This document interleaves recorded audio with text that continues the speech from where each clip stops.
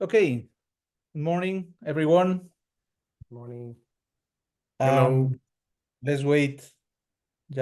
I'm seeing that people is entering into the conference. Okay, so welcome everyone. Very happy to introduce here the NGNY presentation. NGNY is a beautiful case. I introduced Jordi Tomeu from NGNY. They are part of the transformational team that has been doing the lean transformation since we met like 2 years ago, as an initial request of a little problem with an structured organization, but finally it became like a beautiful lean transformation in NGNY. And I also introduced Ana Voltas, a person that I met like 15 years ago, more or less. So very experienced lean coach that she has been doing a great job with the NGNY team in the company to manage the lean transformation. Okay, so I give the word to the team. I will be in the backstage, hearing your questions and hoping that you enjoy the presentation. So go ahead. So thank you, Nestor, for introducing us. We are very happy of having the opportunity of sharing with you the NGNY's journey of growth and how lean principles help them to maintain quality, culture, and team balance during a critical expansion phase. So let's just start by getting to know NGNY a little better. So Jordi, if you can start, could you briefly introduce NGNY and tell us about your core activity?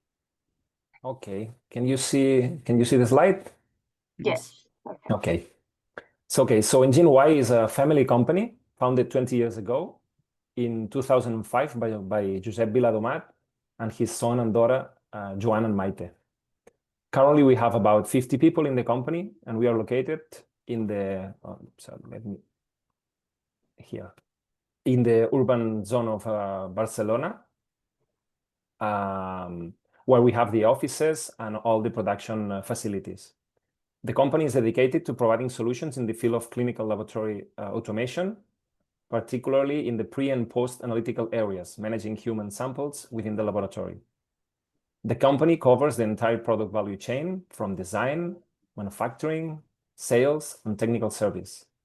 Currently, we have more than 140 devices running in 15 countries around the world. And that's what we are, broadly speaking. Great, Jordi. Now that we have a clear picture of NGNY's mission, let's talk about what happens when growth accelerates. No? So my question is, what happened when your company started to grow? What signs made you realize that the previous model wasn't scalable? And how did this impact your daily operations and your team? Okay, yes. As you mentioned, in the last decade, the company started to grow rapidly and consistently. In the last 10 years, we have multiplied the workforce by 3. This means that what worked well up until that point was no longer useful to us. And all processes were becoming increasingly strained and degraded. For example, we had constant material shortages in the plant, which caused production stoppages. We worked overtime and also had to work on weekends to try to meet our commitments. But even so, we did not manage to meet delivery dates. As a result, a feeling of frustration began to set in among the entire team, especially in the areas of operations planning and coordination. Yes, so those challenges sound very intense. So what's the turning point that led you to take action on that on that problem? So my next question is for Tomeu.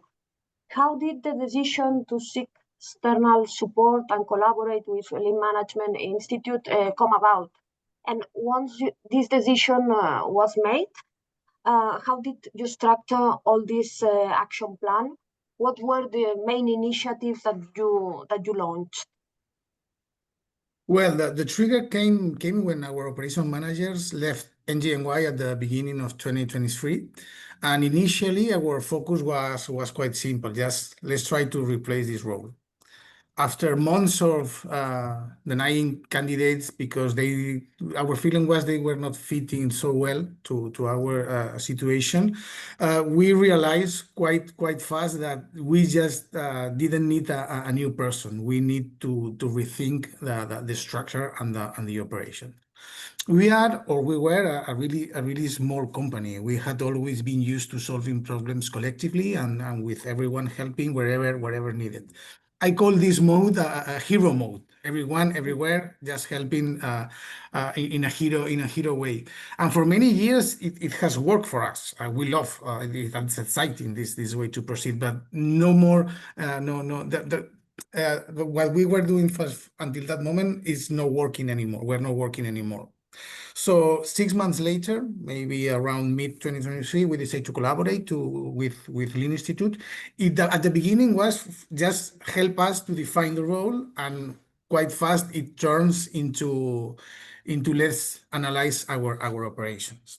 So in that point, we start to use an A3 methodology.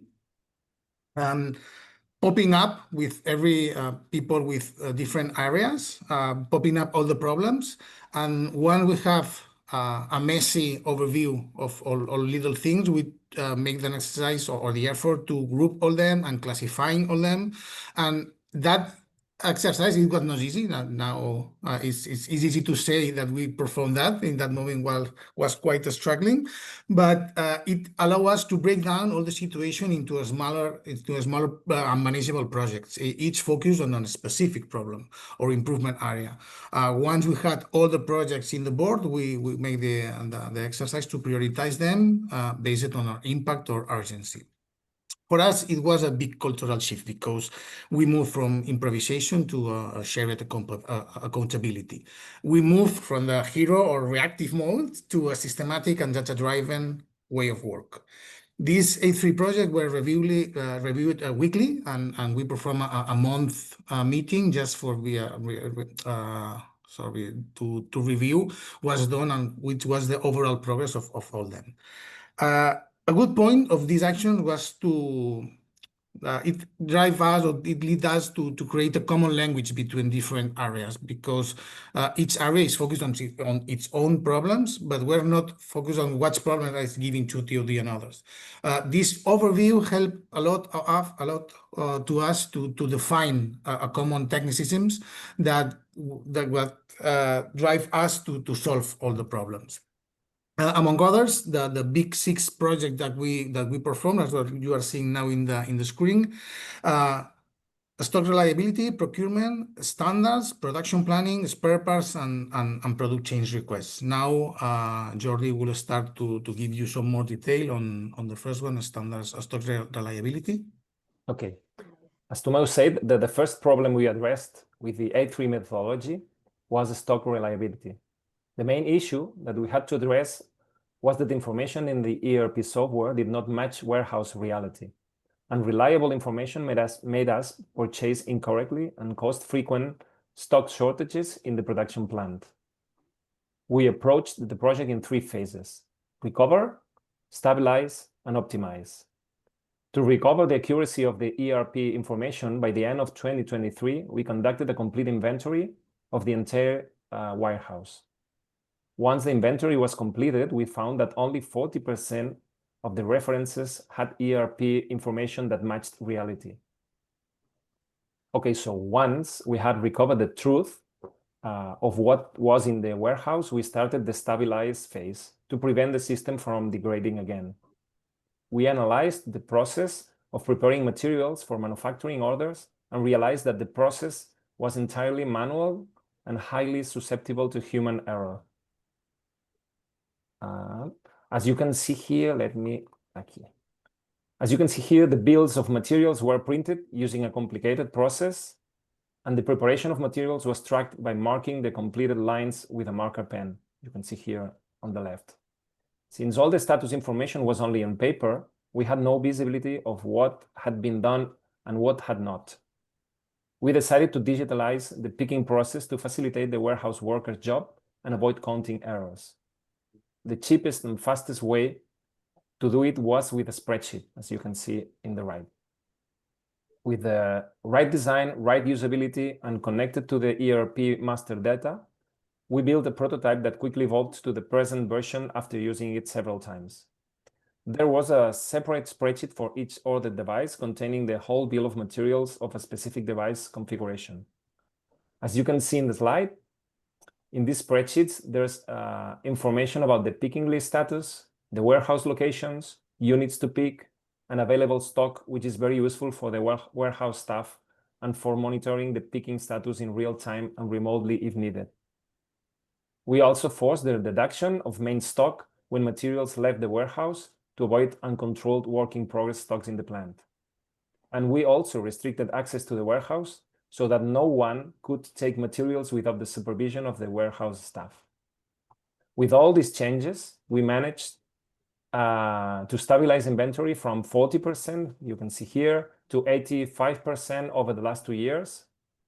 And we also created another indicator for daily material shortages per production cell, which went from 12, even 13 missing parts per day in every cell to only 1 or 2 missing parts sustainably over the last 2 years.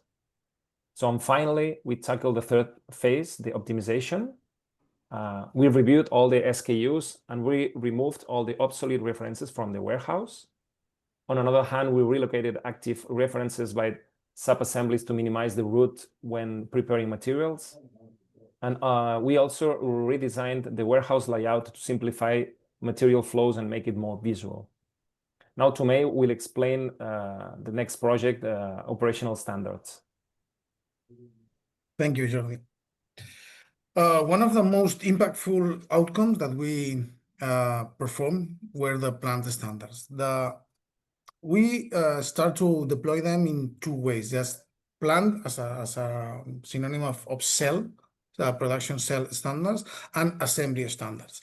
The cell standards, I would like to summarize them like simple but powerful rules. Quite simple. It is a cultural shift again, because as Jordi said before, everyone, if needed a part, just go to the warehouse and just pick it. And we realized that we have to change that. And one of the first steps were let's determine which is the flow that has to be done in a production cell. What you are seeing here in the image is an example. We have 8 production cells, and the layout is the same at all them. Okay, so here in the left you have the entry part. The entry, it means the input. This is where the boxes from the warehouse arrives to the cell. No box without a part can arrive to this point. If there is a part missing, you have to wait and just put the box once is comprehensive. Why we perform in this way? Because the second rule that we realize we don't move forward when we start tasks. We move forward, or we add value just when we finish the task. And without a part, we cannot finish that task. That's the reason. So the point is, give a space for the input. The next step is process, just where the assembly is built up. And the last one is sortida, or outcomes. Yeah. The outcome could be in this shelf or maybe in the machine. It has the two ways. At the right, we will talk later, is the board, the management board, that we will give you some details. But the point now in this moment is to understand that this way to proceed, and if we are really hard with this input, process, and output, we can use a really simple visual management. You can see you have many materials at the beginning, or too much assemblies finish it at the end, and you can just at a glance know if you have to act on one part or another.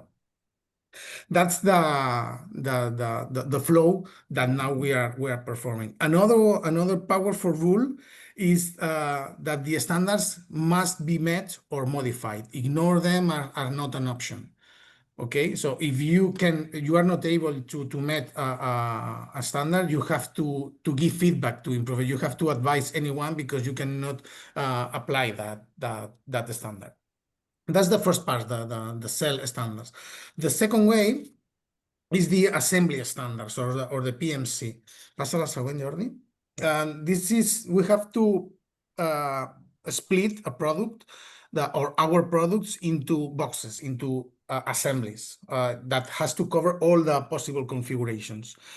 This is a classical, the precedence diagram where you can see the nodes that are assemblies and there are arrows that are dependency between them. It covers all the configuration of the machines. It has more than 200 standards, and we call it PMC, by its word in Catalan, Pla de Muntatge i Control. That means assembly and control plan. And every box gives you some details about which PL has been defined, which is the priority of security, quality, speed, any other. You can see the time spent or expected time for assembly. Every details are controlled and known.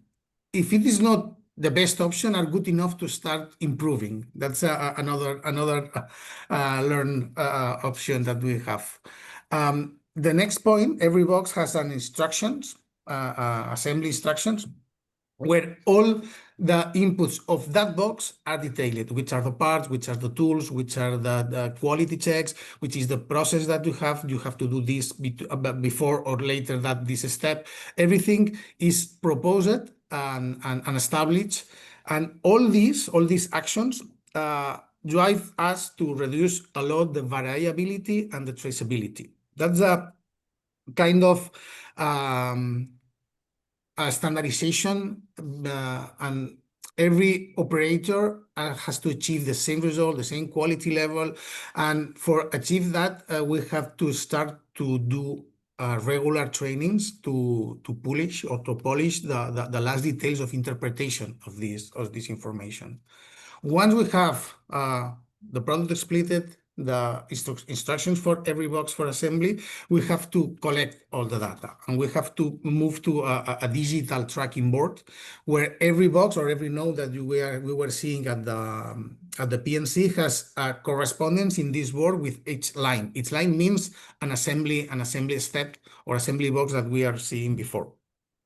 Here we give the operator the documentation link.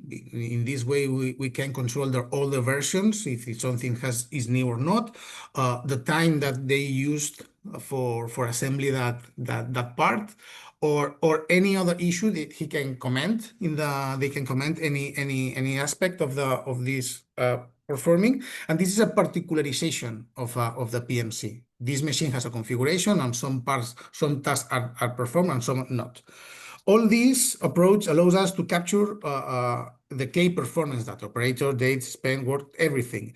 And once we have the data from around 3 machines, we can start to analyzing all the statistics and identify all the trends. If a phase is problematic or has always troubles, it leads us to planning the Kaizen. All the improvements or all the actions are driven by the problems that has been happening in the production. No more feeling driven actions. Now we are based on data. I think I'm done. Jordi will explain you the production planning based on the actions before performed. Okay. So the third project we addressed was about production planning. Sorry. The planning project was subdivided into 2 levels: the macro planning in a plant level and in the medium term, and the micro planning in a cell level and in the short term. Regarding the macro planning level, plants planning is reviewed once a week by a multidisciplinary team with people from supply chain, production planning, plant management, and production engineering in a 4 to 6 term horizon. As we did with the picking procedure, we decided to use a spreadsheet connected with the devices spreadsheets as a tool for making decisions and distribute the resources per week and per production cell, according to the current situation, available resources, urgency of deliveries, etc. As you can see here in this slide, in one side we can see the status and planning of all devices in process here, the first ones. and the devices to produce in the near future. So these are planned, and these are the future instruments that will be in the cells. The available information for each device is, for example, the total workload to produce it expressed in weeks of work here. So this is the weeks we need to manufacture a device. The pending workload to complete the device. The workload actually assigned from now until the end, which logically should always be equal or slightly higher than the pending workload. We can also see the production cell safety margin here, which represents the days between the expected completion date and the committed delivery date. On the right, there's a grid to plan available resources with a weekly basis, indicating the number of workers planned per cell per week. So here, for example, here we expect 1 person in this cell, here 2 people in the cell, 1 person all the days, and 1 person only 2 days and a half, 1 person 2 days and a half, depending on how long people stay in the cell. We put the resources here. Finally, the top row here shows total resources assigned per week to the entire plan. It's useful to prevent resource over-assignment or under-assignment. This spreadsheet is automatically fed in real time by devices spreadsheets, so no preparation is needed before each planning meeting.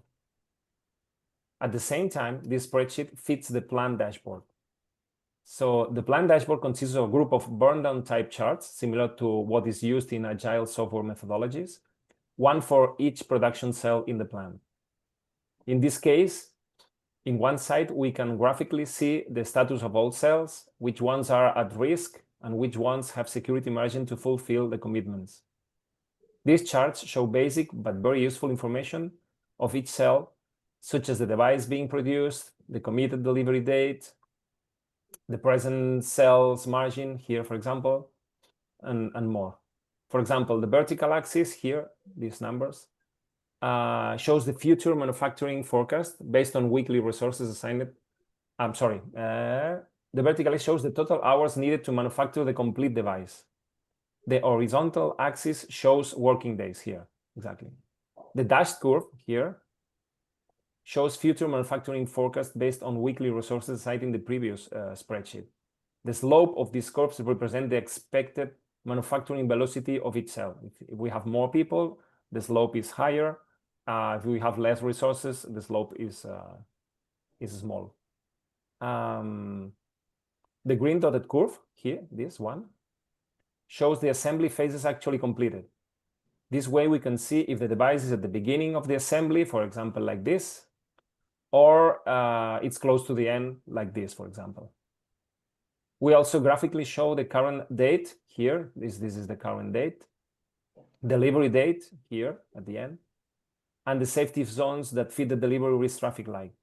As we mentioned, this risk margin is based on the difference between the planned completion date here, it's where the landing here, and the shipping date. Okay, the color of the traffic light is defined as from 0 to 5 days. So in this zone, the color is red. From 6 to 10 here, the color is orange. For example, like here, and over 10 days, the color is green. So no risk. Depending on the forecast curve here, landing zone, the risk color will be one or another. As we usually do, this dashboard is automatically fed by macro planning spreadsheet, which provides assigned resources and committed dates, and is also fed by device spreadsheets, which provides actual and pending work. Everything automatic and in real time. Okay, then and now we are going to talk a little bit about the micro planning. Okay. To deploy macro planning to daily production, we hold a daily 20 to 30-minute meeting on the shop floor, reviewing cell by cell. Each cell has a visual board that governs the next 5 days horizon. These boards show 2 types of information. In one hand, some general information about the device in process in the cell, and in other hand, some real-time production status information. General information includes device configuration according to the order, the customized PMC that Tomeo said, And the production status includes the delivery risk traffic light here, the color, a 3-row planning grid with daily assembly phase planning, the first row, daily material picking planning, the second row, and daily completed phases, the third row. The board also shows quality and process information like stock shortages, rework phases with errors, and concessions here at the bottom. And with all this information, warehouse planning and production staff, including the cell operator, update the panel daily. The team dynamically adjust plans for the next days, moving the magnetic cars like this, representing single phases to the planning grid, and take actions to solve present or potential problems in the cell if needed. Everything is visual, but completed phases are also entered digitally so that the dashboard burn down charts are always up to date, and the plant status can be seen remotely.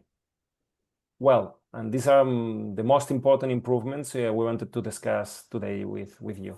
Okay, Anna? Okay, so very clear explanations, Guy, very detailed, so amazing work, congratulations. So now we've covered the technical aspects and the steps you took to implement Lean. Now let's reflect a bit on the bigger picture, right? Mm-hmm. So Jordi, what do you think that have been the most relevant lessons that you learned, or the key factors that made this transformation successful? Okay, first of all, management support is essential for this transformation to succeed. Senior management has promoted this initiative and has been involved at all times. This is very, very important. On the other hand, through this change process, we have learned that sustainable improvement is based on 4 principles. Reliable information to know where we are and correct deviations. Without data, you operate blindly and you can only rely on intuition. Clear standards, so nothing is left to chance or improvisation. Standards guarantee repeatability and ultimately sustainable quality. Transparency allows all information to be accessible to everyone who must make decisions and fosters engagement and commitment of the team. And last, adaptation to constant change is essential for continuous improvement and adapting to external changes. Everything is questionable and can be improved. So these are, for me, the key factors that help our transformation to succeed. Nice. Thank you, Jordi. So, Tomeu, what's your perspective on this? My feeling looking back is that we have performed a big unconscious 5S process. If we check what we have done until now, we separated the things that we don't need from those that are useful. We organized operation, the workspace, and the data. We cleaned all that bad actions and we are trying to set a new culture. And we created strong and powerful standards, but at the same time, they open it to be changed. That's a flexible but strong.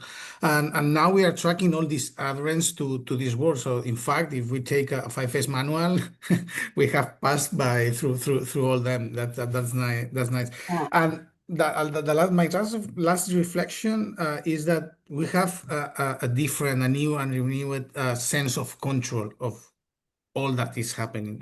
It gives you not only the managers, even all the people, more confidence to the work where we are performing. And that's a really grateful feeling. Okay, That's thank all. you. Thank you, Anna. Thank you to you both for sharing such valuable insights. It's inspiring to see how Lean can enable this sustainability growth, reinforcing quality and improvement culture. And it's been a pleasure being with you with this amazing trip also.